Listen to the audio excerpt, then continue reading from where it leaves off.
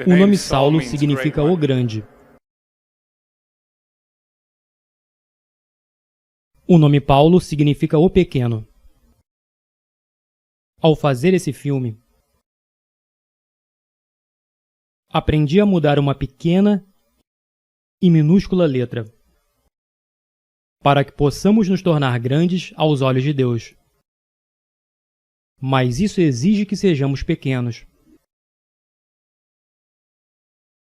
se quisermos ser grandes.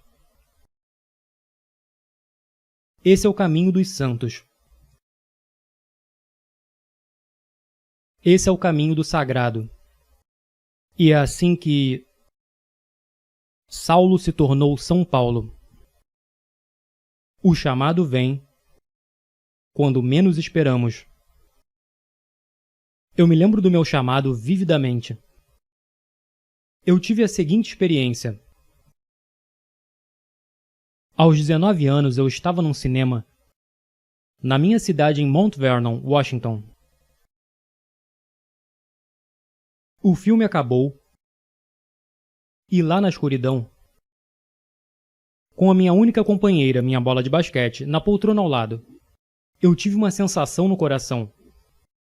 Me fez pensar que eu deveria ser um ator. Que foi para isso que Deus me criou. Que era isso que Ele queria de mim. Sim. Minha sensibilidade racional interferiu. Eu não sabia nada sobre atuar, sem agente, sem empresário.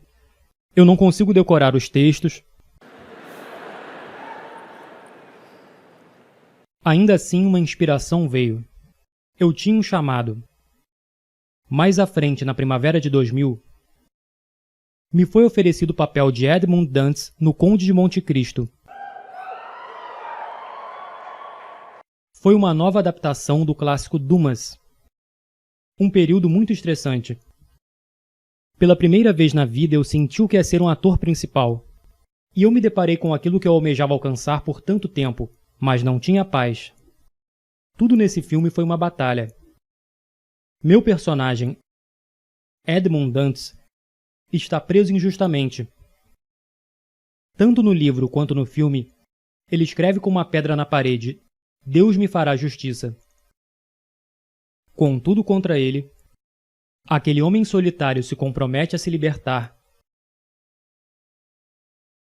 e vencer o mal, incluindo o mal que vive nele. Há uma cena maravilhosa entre Edmund e outro prisioneiro, um sacerdote, interpretado pelo grande Richard Harris. Numa profunda depressão, em um momento de total desespero, quando o sacerdote está no chão à beira da morte, ele se dirige a Edmund e diz sua lição final: Não cometa um crime pelo qual você está sendo condenado. Lembre-se do que Deus diz: a vingança é minha. Eu olhei para baixo e disse: mas eu não acredito em Deus. E ele diz para mim: isso não importa, Edmund. Ele acredita em você. Ele acredita. Deus ama cada um de nós pessoalmente. E Ele está lá para nós. Mesmo em nossos momentos de maior desespero. Depois de gravar Monte Cristo, inexplicavelmente eu recebo uma ligação de Mel Gibson. Meu agente não ligou, meu empresário não ligou. E eu não conhecia Mel Gibson. E eu não estava tentando conseguir esse papel, porque ninguém sabia que ele tinha um projeto em andamento. Mel Gibson. Ele quer que eu faça o papel de Jesus Cristo. Ele quer o cara com as iniciais de JC, que a propósito tinha 33 anos, para interpretar Jesus Cristo. Isso é uma coincidência? Eu não acho que seja. A sua vida é uma coincidência? Ou seria uma oportunidade? Talvez alguns de vocês estejam deprimidos agora, ou confusos, incertos sobre o futuro, feridos. Mas não é o momento de desistir, nem de se dar por vencido. Quando eu estava lá em cima na cruz do Calvário, aprendi que em seu sofrimento estava a nossa redenção. Lembre-se que o servo não é maior que o mestre. Cada um de nós deve carregar nossa própria cruz. Existe um preço pela nossa fé, pelas nossas liberdades. Eu fui literalmente açoitado, chicoteado, crucificado, atingido por um raio. Sim, cirurgia de coração aberto. É o que acontece depois de 5 meses e meio de hipotermia. Um dia, durante as filmagens, meu braço estava preso numa viga pesada. Então alguém me puxou para outra direção. Meus músculos torceram e meu ombro foi deslocado. Eu caí no chão, fui de cabeça na areia. E essa cena permaneceu no filme. Mais adiante, no filme, o próprio Jesus experimenta o deslocamento de seu ombro. Bem, agora eu sei como isso é sentido. Todos os dias eu tive que levantar essa madeira. Foi como uma penitência. Meu ombro estava rasgando, ficando em carne viva. E hora após hora, ficava cada vez mais pesado. Mas se isso tivesse sido filmado no estúdio, você nunca teria visto essa performance.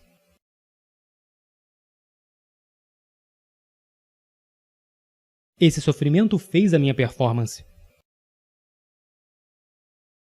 Assim como o sofrimento faz as nossas vidas.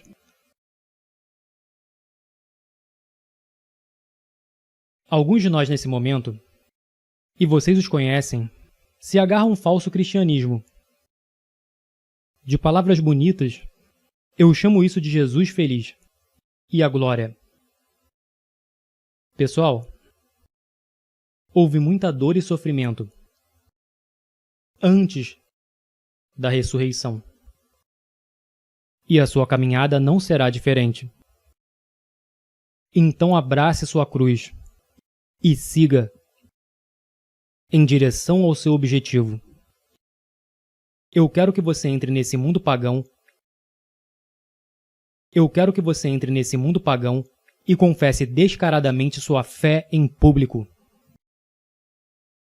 O mundo precisa de guerreiros orgulhosos, animados por sua fé. Guerreiros como São Paulo e São Lucas, que arriscam seus nomes e suas reputações para levar sua fé, seu amor por Jesus ao mundo. Deus está chamando cada um de nós, a cada um de vocês, para fazerem grandes obras, mas quantas vezes nós não respondemos e ignoramos sua voz como se fosse um devaneio mental? É hora da nossa geração aceitar o chamado, ao chamado de Deus, que exorta todos nós a nos entregarmos inteiramente a Ele, para que sua mão gentil guie você em seu caminho. Mas primeiro você tem que assumir o compromisso, orar, jejuar e meditar nas Sagradas Escrituras, e se comprometer a levar os Santíssimos Sacramentos a sério. Porque vivemos em uma cultura agora que está em declínio. As pessoas estão em perigo de sucumbir nos próprios excessos. O mundo inteiro está imerso no pecado. Mas no silêncio do nosso coração, Deus está nos chamando. Está chamando a cada um de nós para nos entregarmos inteiramente a Ele. E quantas vezes o ignoramos? Ignoramos o seu doce chamado. O grande santo de Auschwitz, São Maximiliano Kolbe, disse que a indiferença é o maior pecado do século XX. De fato, meus irmãos e irmãs, também é o maior pecado do século XXI.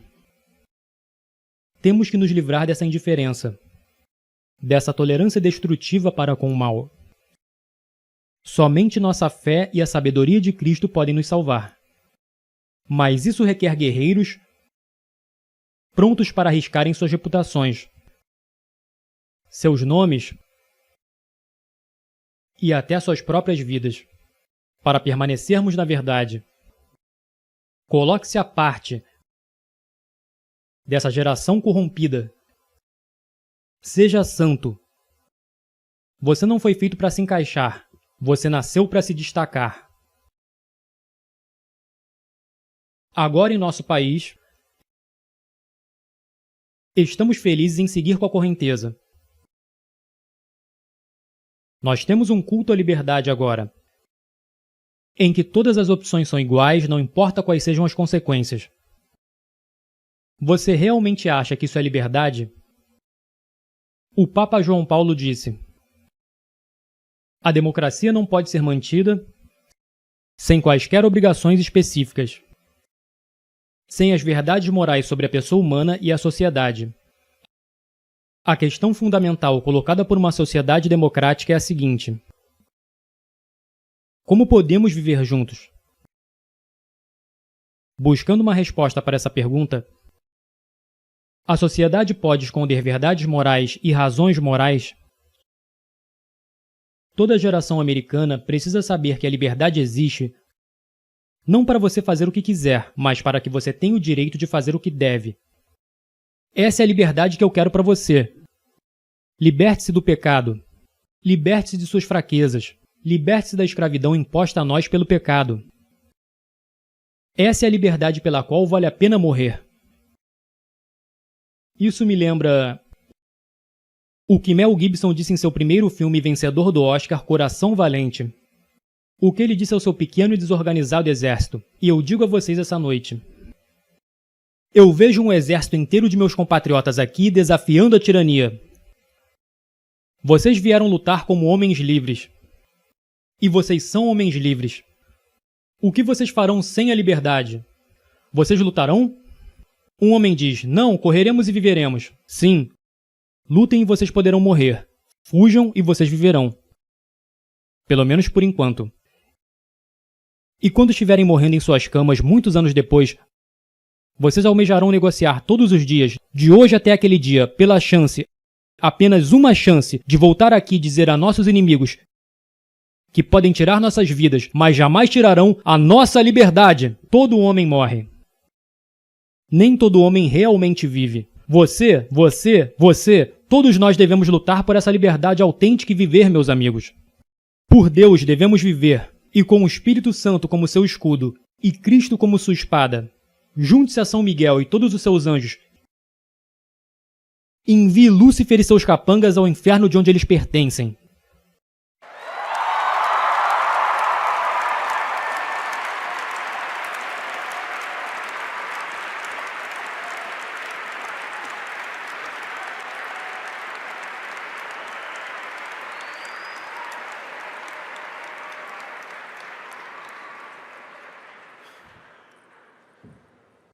Saulo significa o grande.